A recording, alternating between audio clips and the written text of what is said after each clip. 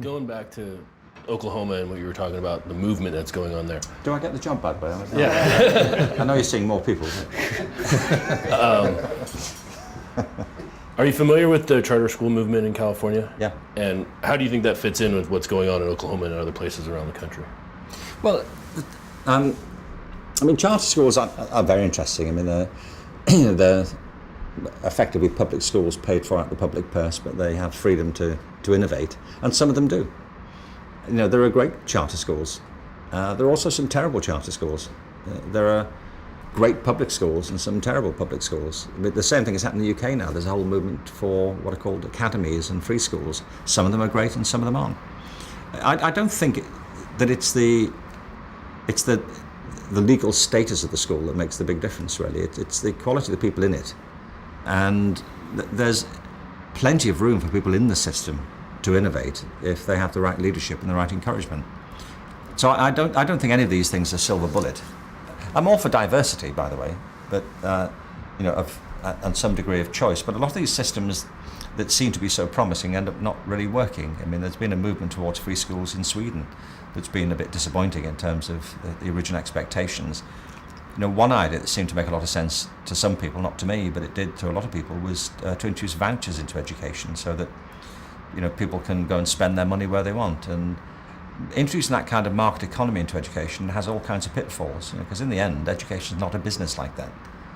So charter schools, some of them work, some of them don't, but they're not the whole answer, I don't think. I mean, I think whether they're charters or public schools or independent schools, that's not the issue. The issue is the quality of what goes on in there and whether people feel empowered or not. And there are plenty of public schools who are doing the right thing. I only have one more question. It's kind of, what do you think the value, or what do you think a college degree is worth today?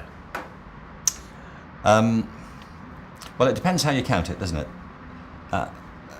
In terms of the value to the individual, then they're as valuable as they ever were. I mean, one of the reasons to go to college, if you're interested to go to college, is it can be, a fantastically enlightening and maturing experience. It can be 4 years of hangovers and partying, of course, at the same time. I mean, the median is the best, is right in the middle there.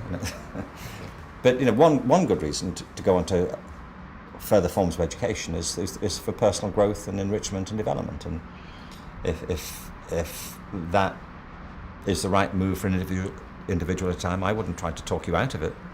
On the contrary, but you have to pick the right course and decide, what would benefit you most. I know people who are determined to go to college, and they've wanted since they were a kid to study medieval history, or they've wanted since they were a kid to go deeper into pure mathematics. Well, great, that's where you can do that. But it's not true for an awful lot of people. The reason they go to college is because they think they're going to get a qualification that's going to have a cash value, and that's where the problem is starting to rear up. If you look at the cash value of degrees, it's much less than it used to be. I mean, for example, at the moment, there are over 600 million people on the planet between the ages of 15 and 24. And something approaching 13% of them are unemployed. It's a huge problem. It's like people talk about a lost generation. I forget the numbers right, in Spain and Italy, the numbers are well over 40%. Of unemployed young people who've not found work. In America, I think it's about 12%. About 8% of them have got degrees, 8% of those unemployed. This is the latest figures from the International Labour Organization. And among people who have degrees, it's estimated something in the region of 18% of them are underemployed, meaning they're doing work for which they didn't need a degree anyway, or for which their degree is actually irrelevant. They've got some wonderful degree in quantum physics, but they're actually working at a car wash. And they can explain exactly where the dirt's going, but they're no better than anybody else about getting it off. When I was at college in the 70s, and it was true right to the 80s, really, if you went to college and got a degree, it was a pretty firm guarantee that you had a job, and a good professional job, and you'd make better money than somebody, on average, who didn't have that qualification. Not always, but now it's not a guarantee at all. There are plenty of kids who've been through the Ivy League, or top universities in our respective countries who can't find work for which they're qualified or any work at all. And a lot of these people I mentioned in Europe and in Asia who are unemployed are also college graduates. So the calculus has shifted. And if you add to that the fact that getting a degree is much more expensive than it used to be. When I went to college, it was free. I don't know what it was when you were at college in it was free in the UK, but there are fees now. They've gone up. But when I went, it was free. In fact, you got paid to go in England. You got a grant, a maintenance grant. Well, in America now, the cost of a college program has accelerated way beyond inflation. And the total burden of student debt as we speak in America is about $1.3 trillion. And it's a massive problem. And, so students are leaving college, often trailing around $20,000, $30,000, $40,000, $50,000 worth of debt, and not able to find a job. So the whole equation shifts at that point, doesn't it? It doesn't remove the personal value of advanced study, but the market value is very different. And a lot of people are coming to a conclusion. I think, well, is it worth it in terms of the debt or the changed prospects for graduates? And it's why I'm sure so many people are going onto these massive online open courses, the MOOCs, because they can get some of what they would have got from college online for free. I think it's going to be a major disruption. I think this could be for education what iTunes proved to be for the music industry. What was the first download?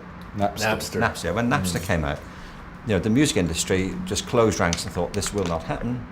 They shall not pass. But it was a deluge. And I sat around thinking for a while. I thought, well, why would you bother downloading music when we've got perfectly good CDs? But the first time you download a tune, you think, oh, I get it. I'm going to be doing this. You do, and then eventually, of course, it's like in Britain. In the 60s and 70s, we had pirate radio. And there was a movie about it. I don't know if you saw it. It was great. It was The Ship That Rocks, wasn't it? It was a fantastic movie. But when Radio Caroline and Radio London came out, the BBC went into a fit. And they tried to pass all kinds of legislation, and they did eventually get them banned. But the long-term effect, actually the medium-term effect, was it completely reshaped the whole area of commercial radio. And that's what happened with iTunes. It's what's happening with Netflix and TV. And all these industries, which seem so solid, are being transformed by access and choice and customer behavior. And now that higher education is going online, I wouldn't be at all surprised if this isn't a transformation on the same sort of scale.